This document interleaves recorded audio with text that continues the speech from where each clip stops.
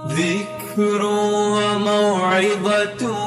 ونور فيه شفاء للصدور وشفيعنا يوم النشور. نحمده ونصلي ونسلم علی رسوله الکریم اما بعد. نواں سپارہ شروع ہوتا ہے. اس میں قوم شعیب کا تذکرہ ہے کہ حضرت شعیب علیہ السلام نے جب ان کو اللہ کی نافرمانی سے ڈرایا اور خصوصاً جو وہ ناپ تول کی کمی میں مبتلا تھے، ڈاکہ زنی کرتے تھے، لوگوں کو تنگ کرتے تھے، حضرت شعیب علیہ السلام نے ان کو ان جرائم سے باز رہنے کی تلقین کی، لیکن وہ باز نہیں ہے. تو اللہ تعالیٰ فرماتے ہیں کہ فَأَخَذَتْهُمُ الرَّجْفَةُ، ان کو زلزلے نے آ پکڑا اور فرمایا کہ قوم شعیب ایسی ہوئے گویا کہ تھی ہی نہیں. آگے اللہ تعالیٰ نے جو ہے اپنا ایک ضابطہ ذکر کیا ہے کہ جب بھی کوئی قوم نافرمان ہوئی تو ہم نے ان پر دو قسم کے حالات جو ہے وہ ڈالے. ایک تو یہ کہ اللہ تعالیٰ جو ہے ان کو پکڑتے ہیں بالبأساء والضراء، ان پر جو ہے مصائب ڈالتے ہیں، بیماریاں ڈال دیتے ہیں، اور جو ہے ان کا مالی تنگی ڈال دیتے ہیں. یہ سارے چھوٹے چھوٹے عذاب آتے ہیں، مصائب آتے ہیں، لعلہم یضرعون، تاکہ وہ لوگ جو ہے اللہ کی طرف رجوع کریں، اللہ کی سے توبہ کریں، اللہ کی طرف گڑ گڑائیں. کیونکہ دیکھیں انسان کی فطرت میں اللہ نے یہ بات رکھی ہے کہ مصیبت کے وقت اسے اللہ تعالیٰ کی یاد آتی ہے. تو بھائی اب تو توبہ کر لو. اس وجہ سے کہتے ہیں کہ سمجھنا تو یہ چاہیے کہ جو بھی مصیبت آ رہی ہے وہ ہمارے گناہوں کا نتیجہ ہے، لیکن دوسری جہت سے دیکھیں تو یہ ایک بڑی اللہ کی نعمت ہے کہ انسان کو جو ہے اللہ تعالیٰ کی طرف رجوع کرنے کا اور اپنی زندگی کو سنوارنے کا، نظر ثانی کرنے کا موقع ملتا ہے. پھر بھی اگر یہ باز نہ ہے تو قرآن کو فرماتا دوسرے قسم کے حالات یہ آتے ہیں کہ اللہ تعالیٰ ان پر نعمتوں کی فراوانی بڑھا دیتے ہیں. یعنی کہ ایک طرف تو وہ اللہ کی نافرمانی کریں لیکن اللہ پاک کی نعمت کی فراوانی بڑھا رہے ہیں اور جو ہے ان کو مالی ترقی دے رہے ہیں، ان کو صحت دے رہے ہیں، تاکہ اور اس میں بھی یہ کہ تاکہ وہ اللہ کی طرف رجوع کریں کہ انسان جو ہے وہ طبعی طور پر جو ہے اپنے محسن کا شکر گزار ہوتا ہے کہ اب تو رجوع کر لو. لیکن فرمایا کہ جب دونوں قسم کے حالات کے باوجود لوگ جو ہے نہیں سمجھتے اور اللہ کی طرف رجوع نہیں کرتے تو فَأَخَذْنَاهُمْ بَغْتَةً وَهُمْ لَا يَشْعُرُونَ، کہ اللہ کی پکڑ اتنی اچانک آتی ہے کہ انہیں اس کو شعور بھی نہیں ہوتا، احساس بھی نہیں ہوتا. آگے اللہ پاک نے ایک ضابطہ بیان کیا کہ اگر کوئی بھی بستی والے جو ہے وہ ایمان اور تقوی کی زندگی پر آ جائیں، اللہ کی نافرمانی کو چھوڑ دیں، تو لَفَتَحْنَا عَلَيْهِمْ بَرَكَاتٍ مِّنَ السَّمَاءِ وَالْأَرْضِ، تو ہم آسمان اور زمین کی برکتوں کے دروازے ان پر کھول دیں گے. دیکھیں رزق کی کثرت بھی ایک حد تک مطلوب ہے، لیکن اصل چیز برکت ہے کہ آپ کی آمدنی کتنی ہی تھوڑی ہو لیکن اللہ پاک اس میں آپ کی ضروریات پوری کر دے. تھوڑی چیز سے بکثرت منافع حاصل ہو جائیں، اس کو برکتیں کہتے ہیں. تو اللہ کا تقوی کے اوپر وعدہ ہے کہ اگر تم اللہ کی نافرمانی سے بچتے ہوئے زندگی گزارو گے تو اللہ پاک آسمان اور زمین کی برکتیں تمہارے اوپر کھول دے گا. اجتماعی طور پر بھی من حیث القوم بھی کہ آسمان سے جو ہے اور ضرورت کے وقت بارش ہوگی اور زمین جو ہے وہ فراوانی کے ساتھ غلہ اگائے گی، اور انفرادی طور پر بھی. اور یہ برکت یاد رکھیں مال میں بھی ہوتی ہے، کھانے پینے میں بھی ہوتی ہے، وقت پہ بھی ہوتی ہے، ہر چیز میں برکت ہوتی ہے. لہٰذا ہمیں برکت کی دعا کرنی چاہیے اور جو ہے تقویٰ جس پر برکت کا حصول موقوف ہے تو اس کو بھی اپنانا چاہیے. آگے موسیٰ علیہ السلام اور فرعون کا جو ہے وہ تفصیلی قصہ نقل کیا ہے کہ موسیٰ علیہ السلام نے جب فرعون کو جو ہے دین کی دعوت دی اور جو ہے اسے اللہ کی نافرمانی سے ڈرایا، اور اللہ تعالیٰ نے ان کو دو معجزے دیے تھے کہ بغل میں ہاتھ ڈال کے نکالتے تو اس کی روشنی ایسے جیسے کہ سورج کی روشنی، اور دوسرا یہ کہ لاٹھی کو زمین پر ڈالتے تو کبھی وہ اژدھا بن جاتی اور کبھی پتھر پر مارتے تو اس سے پانی کے چشمے جاری ہو جاتے. اور اسی لاٹھی کو موسیٰ علیہ السلام نے بنی اسرائیل کے ساتھ جب سمندر سے پار ہو رہے تھے تو لاٹھی کو سمندر پر مارا تو وہ جو ہے 12 راستے بن گئے. بہرحال فرعون نے جو ہے کہا کہ بھائی یہ تو جادوگر ہے، اور پورے شہر میں اعلان کروا دیے کہ ماہر جادوگر جو ہے وہ آ جائے، اور ان کو جمع کرنے کا حکم دیا. موسیٰ علیہ السلام کو ان سے مقابلہ ہوا، انہوں نے جادوگروں نے اپنی لاٹھیاں پھینکی تو وہ جو ہے ایسا لگ رہا تھا کہ سانپ بن گئے. قرآن کہتے ہیں سحروا اعین الناس، وہ لاٹھی حقیقت میں سانپ نہیں بنے بلکہ نظر بندی کر دی، اور جو ہے ایسا جو ہے ذہن کے اوپر اثر ڈالا، نظر پر اثر ڈالا کہ لوگوں کو ایسا نظر آیا کہ وہ سانپ کی طرح ہے. بہرحال اللہ تعالیٰ حضرت موسیٰ علیہ السلام نے اللہ کے حکم سے جو ہے جب اپنی لاٹھی جو ہے زمین پر ڈالی تو وہ اژدھا بن گیا اور سب کو نگل گیا. تو جادوگر بھی سمجھ گئے جو اس فن کے ماہر تھے کہ بھائی یہ جادو سے اوپر کی کوئی چیز ہے اور موسیٰ علیہ السلام کے ساتھ خدائی طاقت ہے، خدائی مدد و نصرت ہے، تو اللہ تعالیٰ نے ان کو ایمان کی توفیق دی کہ وہ سجدے میں گر گئے اور کہا کہ ہم تو جو ہے موسیٰ ہارون کے رب پر ایمان لے آئے۔ تو فرعون آگ بگولا ہو گیا اور جادوگروں کو بھی دھمکی دی کہ میری اجازت کے بغیر کیسے ایمان لا رہے ہو، میں تمہارے ہاتھ اور پاؤں برخلاف کاٹوں گا۔ جادوگروں نے اللہ سے دعا کی ربنا افرغ علینا صبرا وتوفنا مسلمین، اے اللہ فرعون جابر ظالم بادشاہ کے مقابلے میں ہمیں ثابت قدمی عطا فرما اور ہم پر صبر انڈیل دے، صبر کی بہت ضرور ہے، اور ہمیں اسلام کی حالت میں موت دے۔ اس سے پتہ چلا کہ انسان پر حالات آتے ہیں جب وہ دین پر چلتا ہے تو اللہ تعالیٰ سے ثابت قدمی کی دعا کرنی چاہیے، اپنے اوپر جو ہے وہ بھروسہ نہیں کرنا چاہیے۔ جب فرعونیوں نے موسیٰ علیہ السلام کی دعوت کا انکار کیا تو اللہ تعالیٰ نے ان پر چھوٹے چھوٹے عذاب دیے۔ قرآن کہتے ہیں فَأَرْسَلْنَا عَلَيْهِمُ الطُّوفَانَ، پانی کا طوفان آیا، ساری کھیتیاں برباد ہو گئیں۔ تو انہوں نے جو موسیٰ علیہ السلام سے دعا کی کہ اپنے رب سے دعا کریں، درخواست کی اپنے رب سے دعا کریں کہ یہ عذاب ہم سے ہٹا لے، ہم جو ہے وہ ایمان لے آئیں گے۔ حضرت ابن عباس رضی اللہ عنہ فرماتے ہیں کہ چھوٹے چھوٹے عذاب 7 دن تک رہے، پھر طوفان گئے اور بیچ کے اندر 1 مہینے کی مہلت ملتی کہ وہ رجوع کریں اللہ کی طرف، لیکن وہ باز نہیں ہے۔ طوفان کے بعد جو ہے ان پر اللہ نے ٹڈیاں بھیجی، اتنی ٹڈیاں کہ ہر جگہ ان کو ٹڈیاں نظر آ رہی تھی، اور پھر جوں بھیجی اور خون، ہر کھانے پینے کی چیزوں میں خون آ جاتا، پھر مینڈک اتنے کثرت سے آئے کہ ہر کھانے پینے کی چیز میں، اور جہاں وہ اٹھتے بیٹھتے مینڈک نظر آ جاتے، لیکن بہرحال یہ باز نہیں ہے۔ پھر اللہ تعالیٰ نے موسیٰ علیہ السلام کو حکم دی کہ وہ بنی اسرائیل کو لے کے نکلے، اور جو ہے سمندر میں لاٹھی ماری، 12 راستے ہو گئے، موسیٰ علیہ السلام نکل گئے، فرعون نے پیچھا کیا، فرعون غرق ہو گیا۔ فرعون کے غرق ہونے کے بعد بنی اسرائیل نے موسیٰ علیہ السلام سے درخواست کی کہ اب امن و امان قائم ہو گیا، اب ہمیں کوئی دستور چاہیے، کوئی قانون چاہیے جس کی روشنی میں ہم زندگی گزار سکیں۔ تو اللہ تعالیٰ نے موسیٰ علیہ السلام کو حکم دیا کہ وہ کوہ طور پر آئے اور 40 دن کا اعتکاف کریں، اللہ تعالیٰ کا ذکر کریں، اور پھر اللہ تعالیٰ نے ان کو تورات عطا فرمائی۔ موسیٰ علیہ السلام کے بھی کیا کہنے کہ اللہ تعالیٰ نے ان کو اپنی ہم کلامی کا شرف عطا فرمایا۔ 1.25 لاکھ کے قریب تقریباً انبیاء کرام تشریف لائے، لیکن اللہ پاک نے براہ راست جو کلام فرمایا وہ حضرت موسیٰ علیہ السلام سے، جس وجہ سے ان کو کلیم اللہ کہا جاتا ہے۔ اور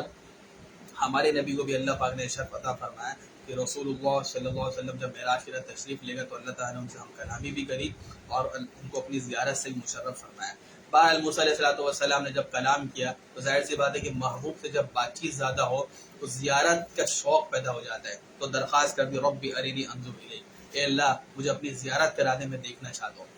اللہ پاک نے فرمایا کہ موسیٰ لن ترانی، تم مجھے نہیں دیکھ سکتے اس دنیا میں، اور سمجھانے کے لیے کہا کہ دیکھو میں پہاڑ پر تجلی ڈالوں گا، اگر جو ہے وہ پہاڑ برداشت کرا اپنی جگہ پر ٹھہرا تو تم بھی دیکھ لو گے۔ اللہ پاک نے جو اپنی تجلی ڈالی تو پہاڑ ریزہ ریزہ ہو گیا، اور حضرت موسیٰ علیہ السلام غشی طاری ہو گئی، اور وہ جو ہے بے ہوش ہو گئے۔ فلما افاق قال سبحانك تبت الیک، جب حضرت موسیٰ علیہ السلام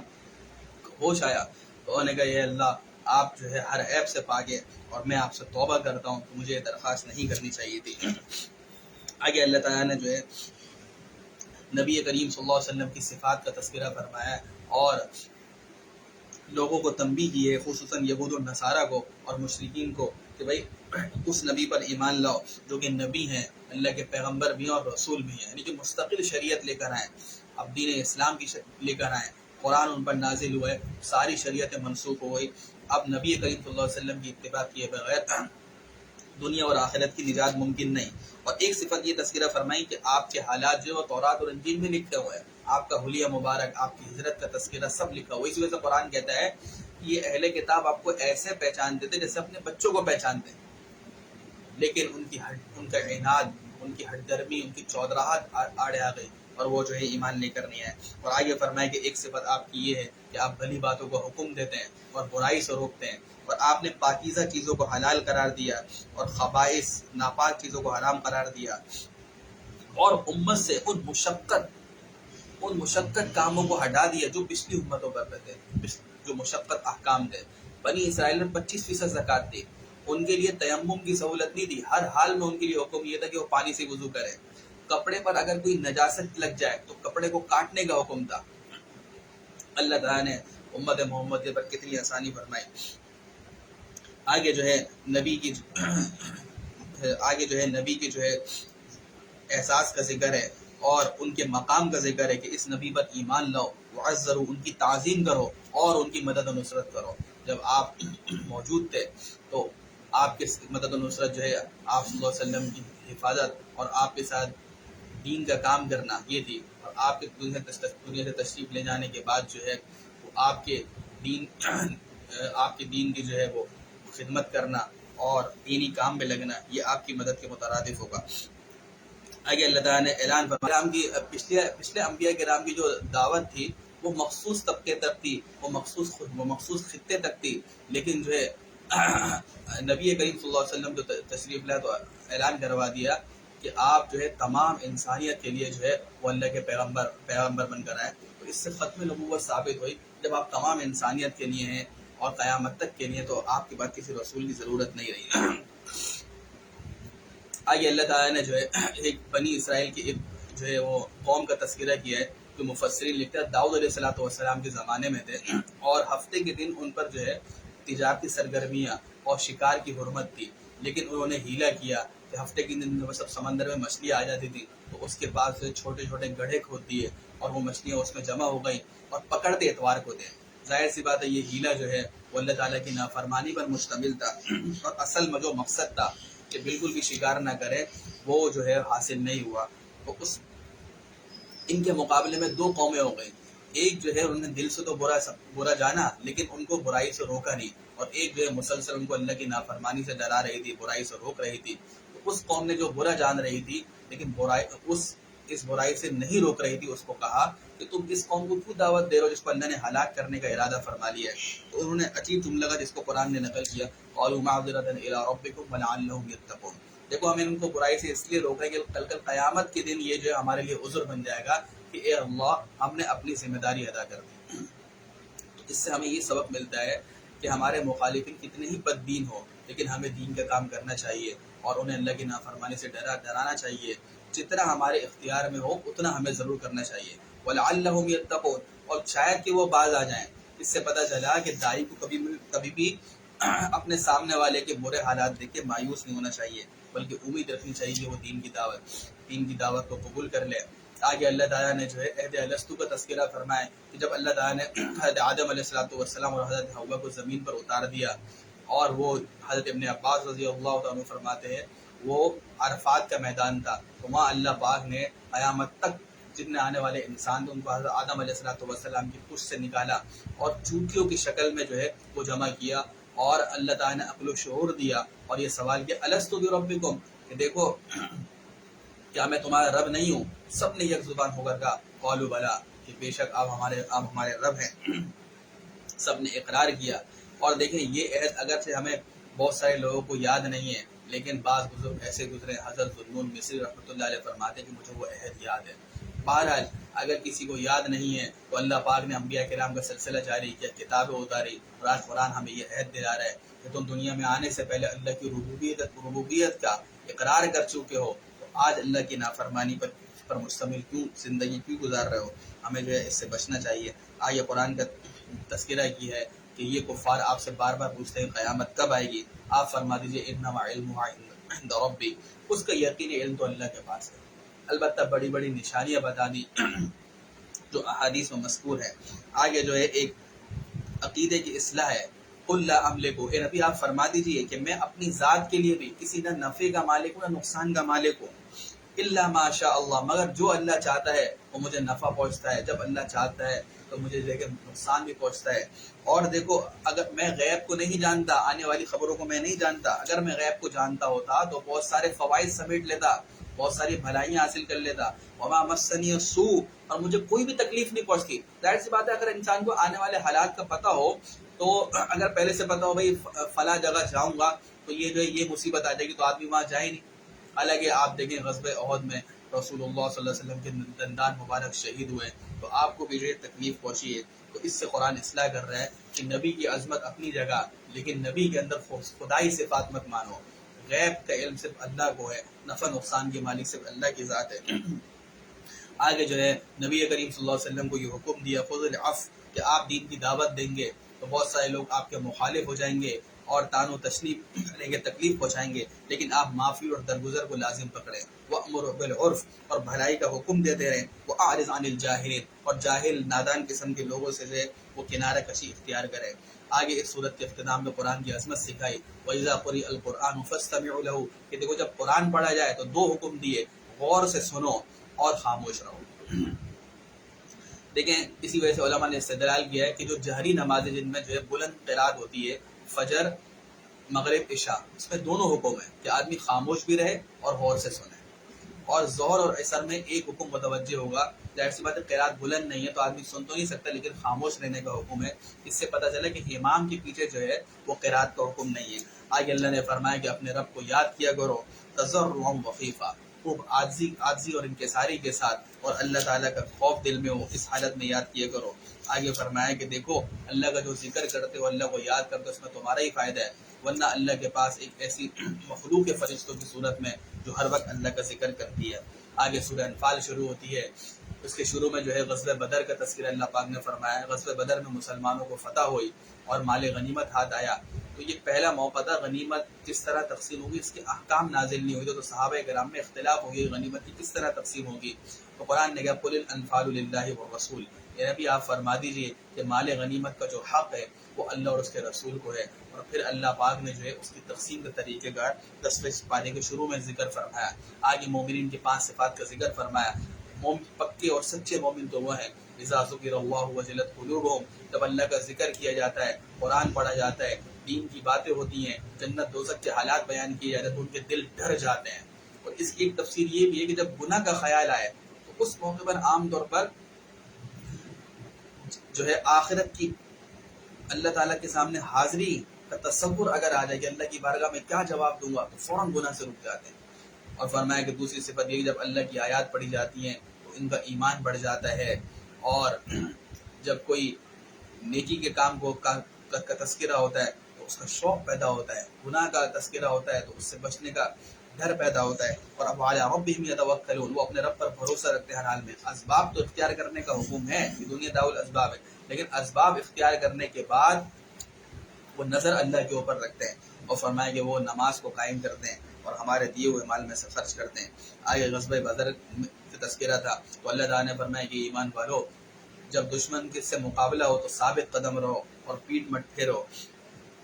اور فرمایا کہ اے ایمان والو استجیبوا للہ وللرسول، اللہ اور اس کے رسول کی دعوت کو قبول کرو، اور رسول تمہیں ایسے دین کی طرف بلا لے لما یحییکم، جو دین تمہیں حیات بخشتا ہے، زندگی بخشتا ہے۔ اس دین پر عمل کرنے کے اندر اخروی فائدہ تو ہے ہی ہے، لیکن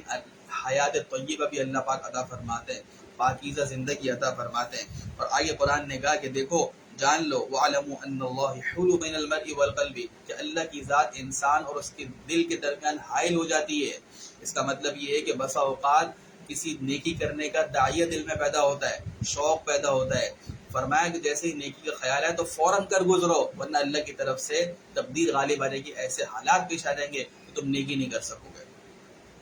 آگے اللہ نے ڈرایا کہ دیکھو ایسے فتنے اور عذاب سے بچو جو صرف جو ہے نافرمانوں پر خاص نہیں ہوگا، یعنی مراد یہ ہے کہ اگر معاشرے کے اندر اللہ کی نافرمانی عام ہو جائے تو علماء کی ذمہ داری سب سے زیادہ بنتی ہے، اور دیگر مومنین کی بھی ذمہ داری ہے کہ ان نافرمانوں کو اللہ کے عذاب سے ڈرائیں، ورنہ کہ اللہ کا اگر عذاب آ گیا تو سب کو جو ہے وہ اپنے لپیٹ میں لے لے گا۔ آگے جو ہے سورت کے اختتام میں اللہ نے فرمایا کہ ایمان والو تقوی اختیار کرو، اللہ سے ڈرتے ہوئے زندگی گزارو تو اللہ پاک 3 انعام دیں گے، یجعل لکم فرقانا، تمہیں صفت فرقان عطا کریں گے، یعنی کہ دل میں ایسا نور عطا فرمائیں گے کہ حق اور باطل میں فرق سمجھ میں آ جائے گا۔ جو شریعت کے مطابق زندگی گزارتے ہیں تو اللہ تعالیٰ انہیں حق اور باطل کا امتیاز نصیب فرما دیتے ہیں، اچھے اور برے کی تمیز آ جاتی ہے، حلال اور حرام کی تمیز آ جاتی ہے، اور وَيُكَفِّرْ عَنْكُمْ سَيِّئَاتِكُمْ، تمہارے گناہ جو ہے اللہ پاک جو ہے وہ گناہوں سے درگزر کریں گے اور جو ہے تمہیں بخش دیں گے۔ اللہ تعالیٰ ان باتوں کو سمجھنے، اس پر عمل کی توفیق عطا فرمائے۔ وآخر دعوانا الحمد للہ رب العالمین۔